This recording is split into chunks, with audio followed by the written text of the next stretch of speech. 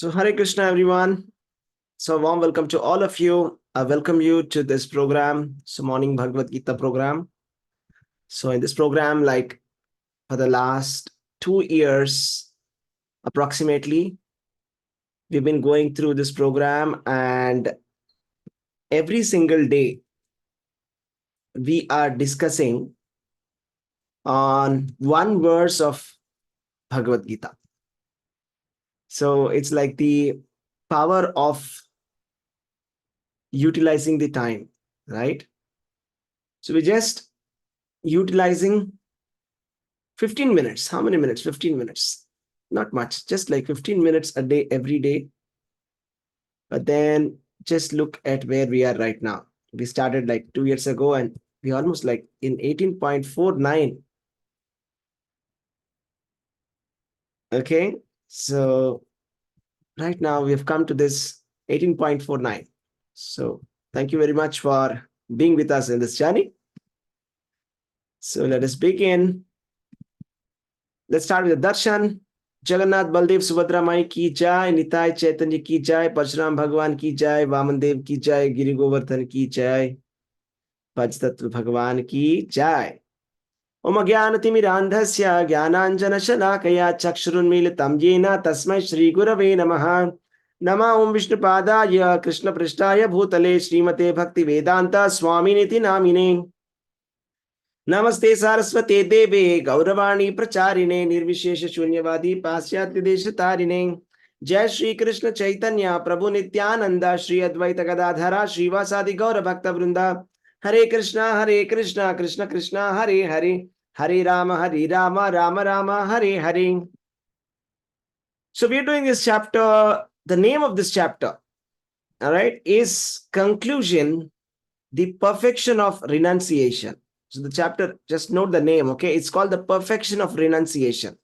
I'll tell you why it's called the perfection of renunciation also, okay? Let's come to that. So the reason why this chapter is called perfection of renunciation is because, so Arjuna, when he asked the question, in the first question that he asked, actually the only question that he asked in this chapter is this. O mighty armed one, Lord Shri Krishna, I wish to understand the purpose of renunciation and of the renounced order of life, sannyasa, O killer of the Keshi demon, master of the senses. Okay?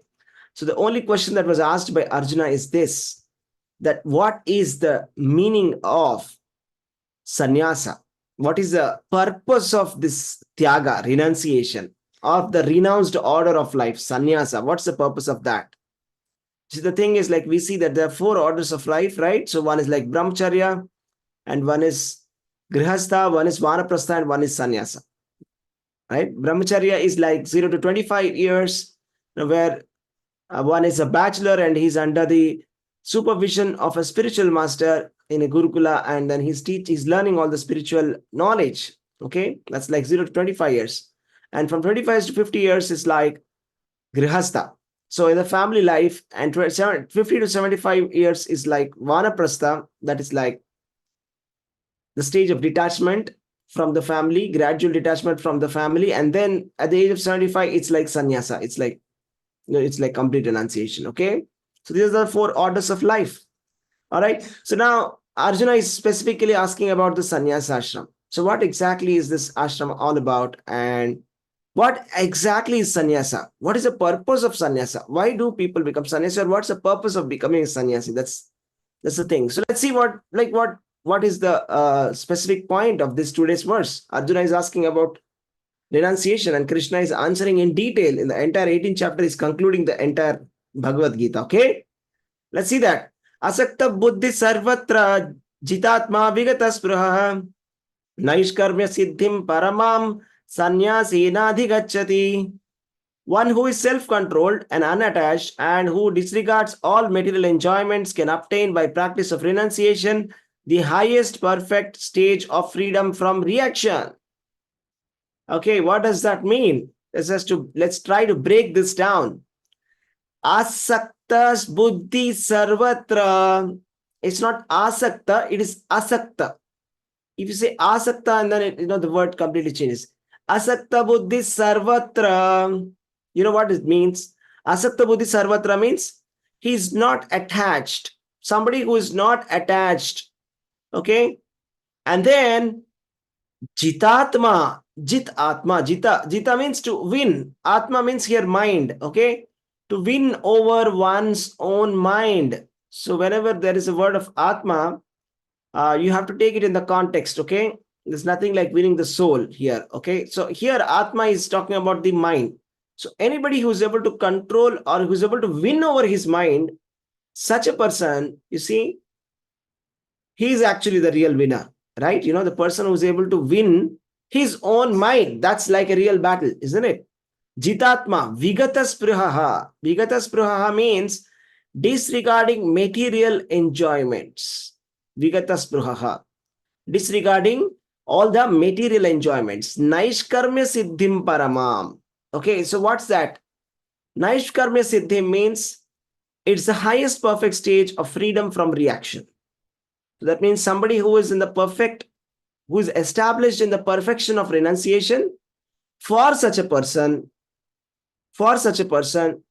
there is nothing called as reactions or karma. Karma means what? Reactions, isn't it? What does karma mean?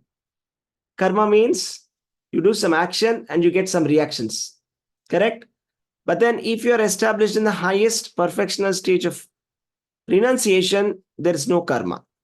There's no karma for such a person. All right. So now let's just see a little bit more of detail of this. So what exactly does that mean? So here the thing is, real renunciation. Okay. A lot of people actually, when we think about sannyasa, we actually get a lot of negative feelings about it. Sannyasa, oh my God, I have to give it up. Okay, it's about giving up. Okay. See, the real point here is that it's not about giving up something. It's not about giving up some work or anything. You see, the real purpose of sannyasa or the true sannyasa is all about giving up the consciousness to enjoy. You see, there is something called as an enjoyment consciousness that I want to enjoy. Let me enjoy this. I want to enjoy. This is the fundamental consciousness, which is actually bringing us down. Okay. So if somebody is able to give up just this consciousness that I want to enjoy, that's it. Such a person is a really renounced person. Okay. So if somebody is able to think that if he's doing some work and whatever result he's getting out of the work, if he thinks that I deserve to enjoy this fruit, okay, that's the opposite. That's material consciousness. 100% spiritual consciousness is that this result, whatever is, I got it, it's not mine. It's for Krishna. So Krishna should enjoy this. So there's a lot of difference, isn't it? So Krishna should enjoy this is the mentality that a real renunciate is having. Okay. So now that's called real, actual Krishna consciousness. Okay. So the person who's acting in Krishna consciousness is really a sannyasi, the one in the renounced order of life. Because who is 100% Krishna conscious, such a person is always thinking, how can I satisfy Krishna with my work? Whatever work I do, how can I satisfy Krishna? Now, let us say that I do some work, I get some results. What do I do with that result? What do we do with that result? Just think about it. If you're doing some work, and if you don't get what you were supposed to get, what do we do? Right? So we become very angry. We start fighting for our rights, right? So the thing is, the mentality should be, or the person who is in full Krishna consciousness, 100% Krishna conscious, such a person would be thinking, whatever work that I've done, whatever result I'm getting for the work that I've done, it's not me. It's not me who deserves to enjoy this. It is Krishna who deserves to enjoy it. The reason is, also there's a reason, okay? There's a connection. What's that reason? The reason is that I am the part and parcel of the Supreme. This is something that we have to always remember. You see, this is what we keep forgetting. We keep forgetting the relationship with the Supreme Personality of Godhead. So what's my relationship with God? This is the relationship. I am the part and parcel of Krishna. Krishna is the complete whole. I am part and parcel of it. So whatever I'm doing it for Krishna. You see, I'll tell you an example. It becomes very clear for you. Okay. Just take a honey bee. Okay. How does the honey bee work? So there are so many honey bees, and then there are so many worker bees. So these worker bees, they go to different flowers and they pick up nectar and they bring it and then they put it back in the honeycomb. They go to different flowers, they bring the honey, then they put it back in the honeycomb. You see, they're not drinking or they're not enjoying that. Okay, they're just bringing it, picking it up, putting it there. That's it. You got that? So just like how a worker bee is working for the satisfaction of the queen bee, for the satisfaction of the main queen bee, there's something called as a queen bee. Okay, for the satisfaction of the queen bee, like all the worker bees are working. So it's not for their sake that they're working, right? So something like that. So we should be working for the sake of satisfaction of Krishna. But again, just like those worker bees who don't stop working, should continue to work. What's important is changing our consciousness. So is it that the worker bee is taking the honey and drinking it itself? It can eat it off and just go away and just be on its own. But that's not what a worker bee is doing. Worker bee is very sincerely picking up the honey and putting it back in the honeycomb. Then they are all accumulating that honey. You see, it's like that. So whatever you do, whatever result that you get, right, it's not for our sense enjoyment. We should use it in Krishna's sense enjoyment. Somebody is able to do that 100%. So simple as that. So sannyasa, we think it's about, oh my God, it's about wearing saffron dress. Oh my God, it's about leaving everything away. It's easy to leave everything, but it's more difficult to do this. Think about it. It's very easy, maybe just to wear a saffron dress and sit. But if we ask that person who is wearing a saffron dress, can you do this? What is that? Whatever you do, don't do it for yourself, the result. Just give it to Krishna. So that is very difficult. So that is the real sannyasi. That is the real sannyasa. Are you getting it? So that is the real sannyasi. That means sannyasi means 100% Krishna consciousness. To be 100% Krishna conscious is the real sannyasa. Okay? Sannyasi is supposed to be free from the reaction of his past activities. Right? So a sannyasi is like completely free from the past activities. So why do we pay obeisances to a sannyasi? Do you know? So in Indian culture, whenever we see a sannyasi, okay, we immediately pay obeisances. Okay, it doesn't matter which sampradaya, which school, doesn't matter. Any sannyasi, when we see, immediately we are supposed to pay obeisances. Do you know? It said that if you don't pay obeisances, like we lose our pious reactions for a long time, maybe for a year or so. So it's very much recommended in the Shastras that whenever you see a sannyasi, you must pay obeisances. So why do we? So the thing is, a sannyasi, he is free from the reactions of past activities. So that means he doesn't have any past karma at all. You see? There's no past karma. All the reactions are cleared for such person. So next life is not is like completely squared. There's no sinful reaction left because it's actually renounced everything. So that's supposed to be the real meaning, okay? But then, you see, a lot of people take sannyasa to come to that stage. Not that they have already come to that stage. Because in sannyasa also there are 4 stages, okay? It's like Kutichaka, Bahudaka, Parivrajaka, Paramahamsa. Paramahamsa is the perfection of sannyasa. So they want to come to that stage, so they're using sannyasa, ashrama, for coming to that stage. So by performing the activities of a sannyasa ashrama, they are trying to come to the stage of a paramahamsa by practicing that. Okay? But the point here is, you don't have to really change your dress to become a paramahamsa. To become the topmost personality or the topmost devotee of Lord Sri Krishna, It's not necessary that you have to give up everything. You have to become a sannyasi or you have to take up the order of sannyasa. It's not compulsory.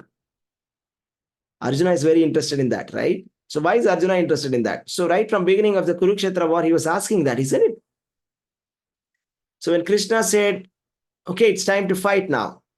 But then Arjuna said, I'm sorry, I'm more attracted towards becoming a sannyasi.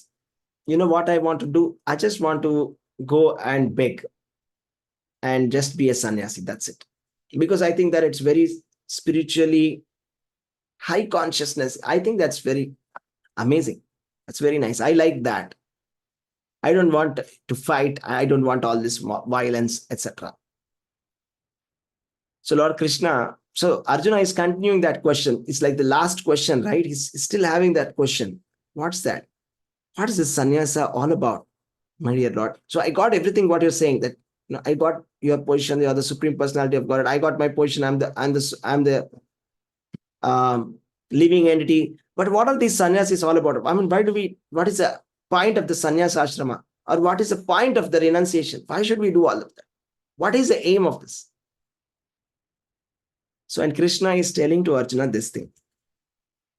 See, 100% Krishna consciousness. That's the aim. What's the aim? 100% Krishna consciousness. Okay, you see, so there is a very, very wonderful verse in Bhagavad Gita. I tell you, this is from the chapter number 6. It says, Shri Bhagavan Uvacha Anashrita Karma Phalam Karyam Karma Karoti Yaha Sasanyasi Cha Yogi Cha Naniragnir Na Chakriyaha. It becomes very clear. Just listen to this. The Supreme Personality of God had said, one who is unattached to the fruits of his work and who works as he is obligated is in the renounced order of life. And he is the true mystic, not he who lights no fire and performs no duty. What is this? Bhagavad Gita, chapter number 6, verse number 1. Becomes crystal clear. How many of you got that? So let me explain this. Krishna is saying, I'll tell you who a real sannyasi is, or a real renunciate is. I'll tell you who is a true yogi, 100% sannyasi, 100% yogi, is that person who is not attached to the fruits of his work. That is anashritaha karma phalam, not attached to the fruits of activities. And then karyam karma karoti yaha. That means he works as if he is obligated. He's doing the work not for his enjoyment, but because it's an obligation. Because he's supposed to be doing it, he's doing the work. Did you get that? So how does it relate to Arjuna? He's saying, Arjuna, you be that. You be the true yogi. You be the true sannyasi. And how do you become a true yogi, true sannyasi? That's what he just said. Be unattached to the fruits of your work and work as if you are obligated. Then you are in the renounced order of life. How many of you got that? Okay. So be unattached to the fruits of work. So Arjuna is thinking a lot about the fruits of the work. So I'm going to fight. Okay, the result. Okay, a lot of people are going to die. I'm going to get the sinful activities. I'm going to get this. I'm going to get that. Stop saying that. I'm going to get this and that. Don't be attached to the fruits of your work. Just do your duty. Give it to Krishna, 100%. Such a person is actually a sannyasi. And then he's continuing to say, such a person is sannyasi, and he's saying, who is not a sannyasi? Who is not a sannyasi? Naniragnir nachakriyaha. Not the person who is not lighting the fire. What is the meaning of lighting the fire, you know? A grihastha, there is some kind of a sacrificial fire that is always running in this house. Okay. And then also the fire for cooking.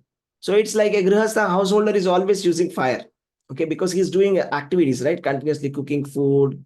He's using maybe for heating water, for doing sacrificial offerings. So grihastha is involved in all of that. A sannyasi, no fire. There's no fire at it with him. Not such a person. Na niragnir. Na chakriya. Not that person who is sitting and doing nothing. That's not a sannyasi. That's not a yogi. Who is a yogi? Anashrita karma phalam karyam karma karoti yaha. So without any attachment to the fruits of results, giving it away for Krishna. Right? So this is the true sannyasi. So let's just revisit the verse again. Today's verse, right? One who is self-controlled, unattached. Again, we're talking about the same thing, right? Unattached. Self-controlled and unattached. Not attached to the fruit of the results, right? Then it disregards the material enjoyments. Vigata spruhaha. And then that is like the highest perfect stage of freedom from reaction. This is the highest perfection stage of freedom from reaction, from all the karmas. So the freedom from all the reactions is Krishna consciousness. So that's why Krishna consciousness is called as Vairagya Vidya. So it's a path of renunciation. You don't have to renounce anything, but internally you're already renouncing. Okay, you won't know that. I mean, like, it's not something to be scared of. It's good because there's no next life. I mean, unless we want next life, because the mentality of a karmi is like this: let me enjoy now. Let me enjoy now. Let me enjoy more. So I want to keep enjoying. But enjoyment is not the problem. It's the symptom of the soul. The soul is ananda. Symptom of the soul is enjoyment. That's the reason why we want to enjoy. That's not a problem. But the problem is, the karmi is thinking, let me enjoy with my senses. That's the thing. And out of ignorance, we think, let me enjoy forever. Let me live forever. So this is ignorant mindset. Okay. So anybody who knows the spiritual truth, we know that the body is not permanent. Is the body permanent? Body is not permanent. But then why are we setting a false expectation? Completely opposite. I mean, something like talking about something like an impossible thing. We're setting a false expectation out of false things. Right? For example, if you're expecting a policeman, okay, who is like just for the name, who's just wearing the dress, he's not a real policeman. He's just wearing, or let's say that if you're going on the street and you find some shop which sells textiles and you see that there is a model sitting on, wearing some dress, standing. He's not a real person, okay? He's just wearing a dress and he's showing, that's it, he's just how the dress looks. But if you think that that person is real, then it is foolishness on our part. Is it not? If you think that that person is real and he's going to talk to me, and if I go start talking to him, hi, excuse me, can you tell me this address? It's foolishness. Similarly, if you think that I will enjoy with my senses, right? Skin, tongue, all of this, 5 senses. I'll continue to enjoy. I'll live forever. This is like, just like that. Just expecting that the toy or that model which is there is standing to talk. It's foolishness. So this mentality is wrong because it is based out of falsehood.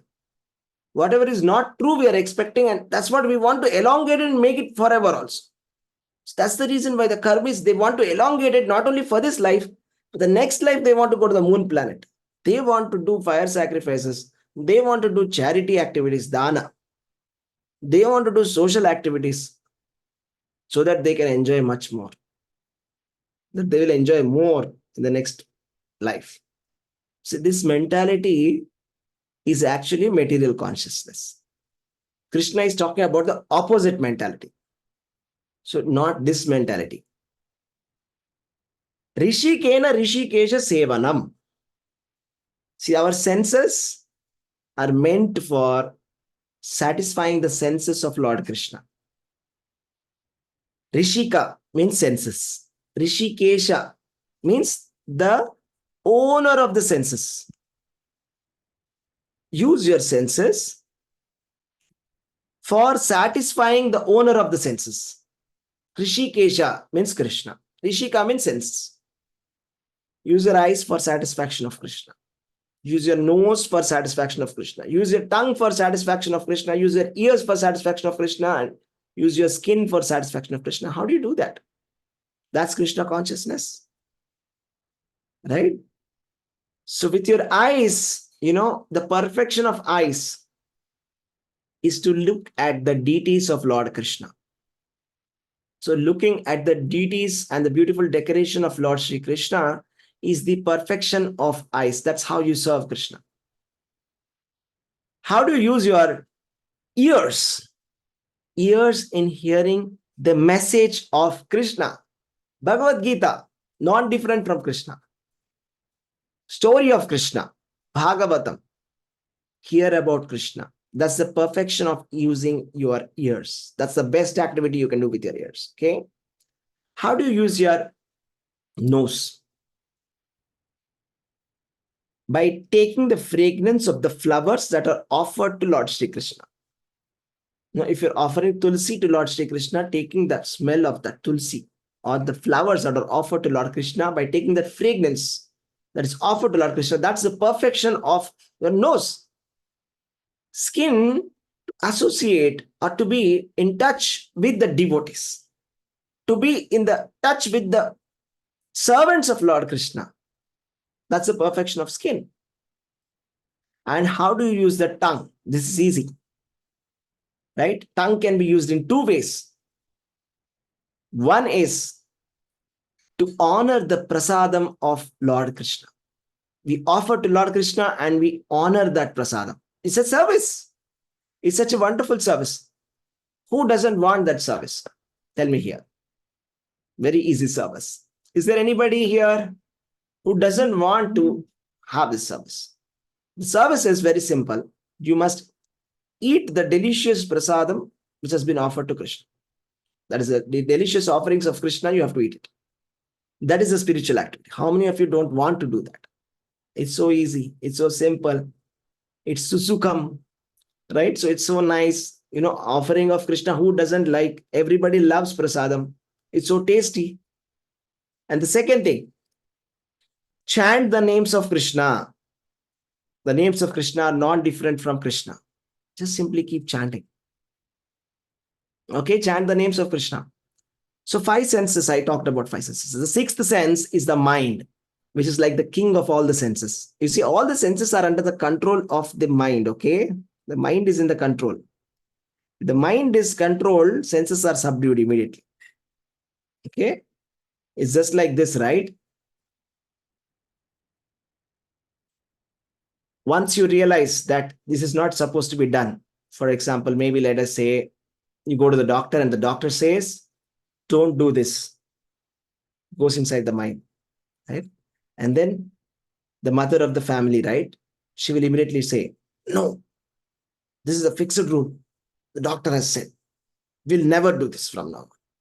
And anybody doing it, she will stop. How is she able to do that? Mind.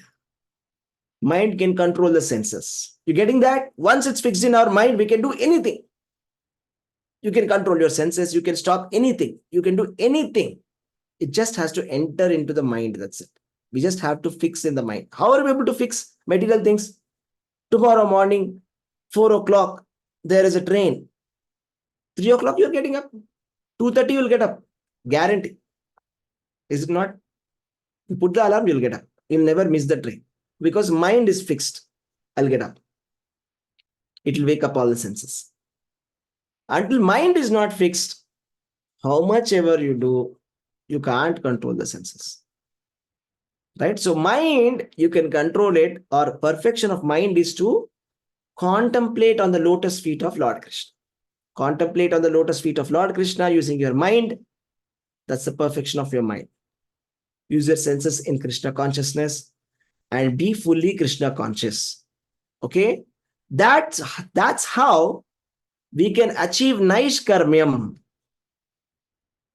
Okay, a fun bit for all of you. Did Arjuna take sannyasa? Anyone? Did Arjuna take sannyasa after Bhagavad Gita? Anybody who knows that Mahabharata story can answer?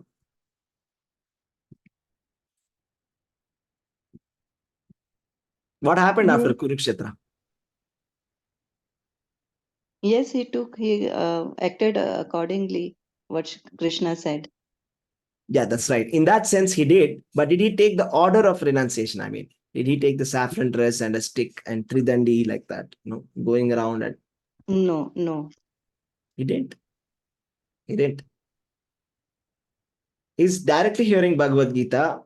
He's not taking sannyasa. Why did he take sannyasa then? He's asking about it. He wants to become a sannyasi. Why did he take sannyasa? After the war. Maybe after the war he could have taken her. Why did he take that? Anyone? He's doing his prescribed duties. Yeah, that's right. He's doing his prescribed duties for the satisfaction of Krishna 100%. Yeah. So he gave up that enjoyment mentality first, that I am the enjoyer. So he's like 100% unattached to his results, doing his prescribed duties just for Krishna and staying wherever he is. He is a true sannyasi. He is a true yogi. These are not my words. Sa sannyasi cha yogi cha naniragdir na chakriyaha. Krishna is saying that's a real sannyasi. That's a real yogi. Doesn't matter what order of life you are in. Don't aspire for something artificial.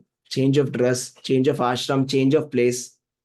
Nothing is going to change unless something changes. What's that? What's that? Unless something changes. What's that? Thought process. Yeah, your thought process. Unless understanding. Thought process has to change. We have to change. Then only something changes. It's not an external thing. It's not some external symbols. Okay, Krishna consciousness is not about external symbols.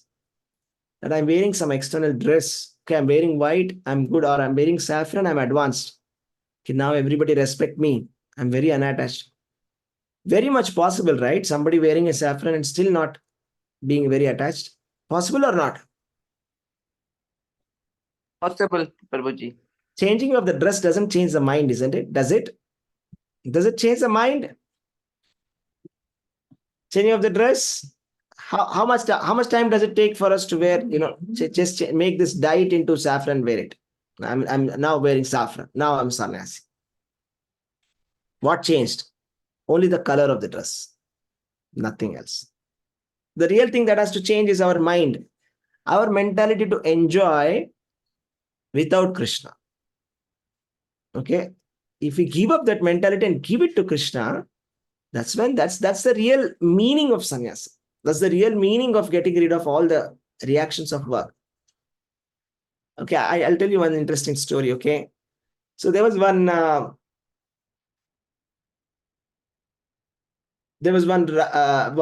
rowdy, there was one gunda, okay, who fell in love with a girl, and this girl used to go to the temple every day. She used to go to the Krishna's temple every single day, and then this guy was like, he fell in love with her, and he went to her, and then he proposed to her and said, I want to marry you, I love you. And she said, I don't like you because you are a gunda. Okay, then he left all the gunda gardi and all. He said, okay, I'm not a gunda now. Will you marry me? He said, no. You become a devotee first. Then I will marry. Then he found out, like, what should I do now to become a devotee? So he immediately realized, okay, it's so simple to become a devotee. It's very easy. Just get one kanti mala, okay, tulsi mala, gopi chandan, 10 rupees, tulsi mala, 10 rupees, shirt, maybe 200 rupees, and dhoti, 200 rupees. Change the dress. Said, see, nice haircut. I'm a nice devotee now. Will you marry me now? She laughed and she said, that's not a devotee. You're not a devotee. Just change the dress, okay? A real devotee means you should serve the Vaishnavas. Should learn how to serve the Vaishnavas. First, learn how to serve the Vaishnavas, the devotees. Then this person, he started to serve the Vaishnavas. He started to feed or food to all the Vaishnavas, serving them, taking care of them. He kept doing that, doing that, doing that, doing that. After a couple of days, that girl came to him and said, yes, I would like to marry you now. Guess what the person said? Anyone? Now he doesn't want. He refused because he started enjoying serving the Vaishnavas. Yeah. He said, I'm not interested. Thank you. I'm enjoying this. I'm enjoying serving the devotees. I'm happy in Krishna consciousness. Thank you very much. You see, this is the power of Krishna consciousness. The power of Krishna consciousness is real renunciation. Okay. It's not about any external order of life or anything like that. The true essence is Krishna consciousness. Try to be Krishna conscious, and all the sufferings of the material world will be gone. And the perfection of human form of life can be attained by becoming 100% sincere, 100% Krishna consciousness. Okay, that's the difficulty. It's much easier to change a dress. Very difficult to change something which is inside. Okay, inside our mind, our mentality. Just if Arjuna changed himself, right? In the beginning of the Kurukshetra war, he was in that opposite mentality. He was in the enjoyment mentality. I want to enjoy. I want to enjoy. I'm not able to find enjoyment here. He was saying that, right? I don't find enjoyment in killing everybody here. At the end, he said, no. Karishye vachanam tava. I'll do it for you. Because you want it, I will do it for you. Okay, it's not for me that I'm doing it. Correct? All right. Thank you, Hare Krishna. Any questions or anything that you want to add? Hare Krishna. Anything that you want to add or any takeaway? What's your key takeaway? Anybody wants to unmute and say, just tell me one key takeaway. What's it that you learned in this class?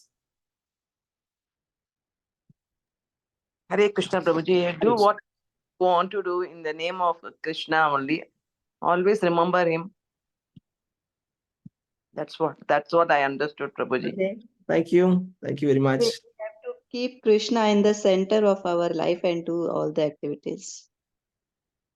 All right. Thank you. Okay. Any other questions? Yes, Hare Krishna. Hare ma'am. Krishna, Hare Krishna. Dandavat Krishna. Dhanavad. Last time when I went to Brindavan, I met a sage there, and like we asked him if he could give us some Gyan, and he says whatever we speak, everybody knows what it is, what it is. Then he says the only thing you have to do is you have to shift the I to him. To him is Krishna. So just shift. He says that shift is wanted. He explained it in Hindi. And बोला सिर्फ इतना चाहिए कि भी मैं उनके चरणों में चला जाए. So this is what you preached today. Thank you. That's very powerful. Thank you. I mean, just by replacing that word I, it's becoming a very powerful shift is happening. For example, if I say, I want to do this, Krishna wants to do this. Krishna wants me to do this. There's a lot of difference. Of course, we don't want to become a pretender saying the name of Krishna for everything what we want to do, but I'm doing it for the pleasure of Krishna. If I say, I did it, you can say, Krishna made me do it. So much of difference. So much of difference. Right? Thank you, Mataji. Hare Krishna.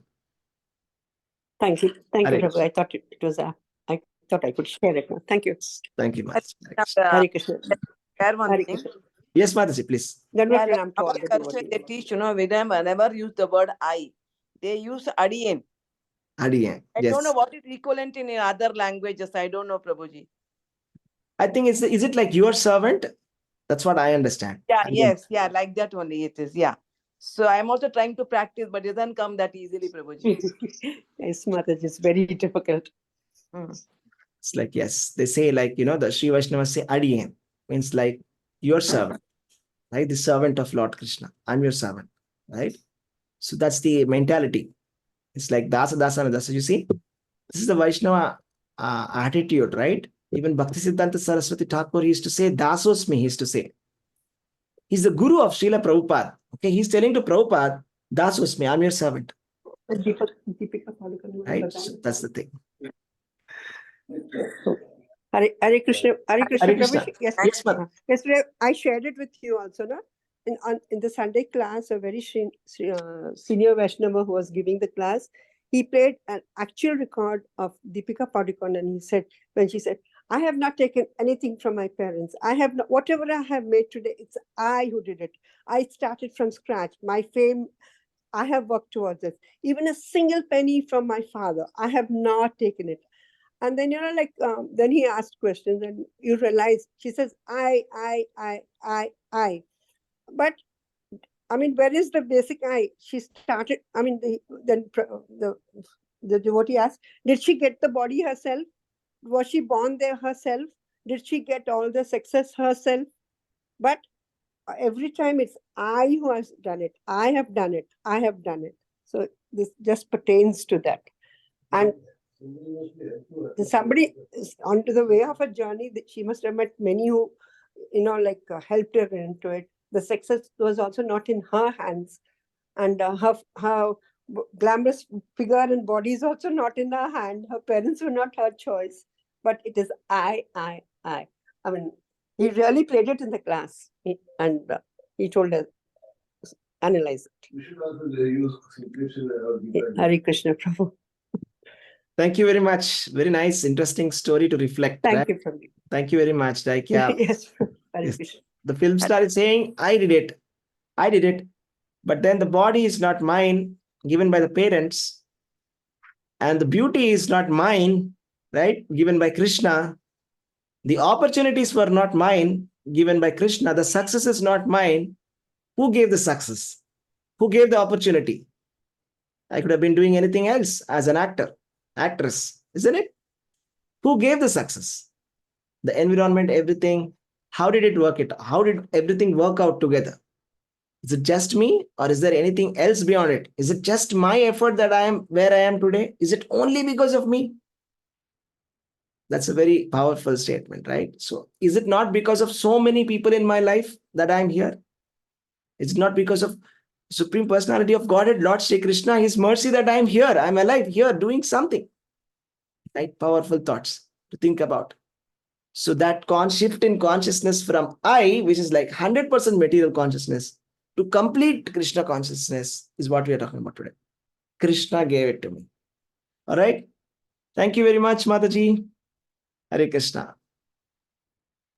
Krishna Prabhuji. Hare Thank you. Krishna. Thank you, everyone. Hare Krishna. Hare Krishna Prabhuji, thank you very much.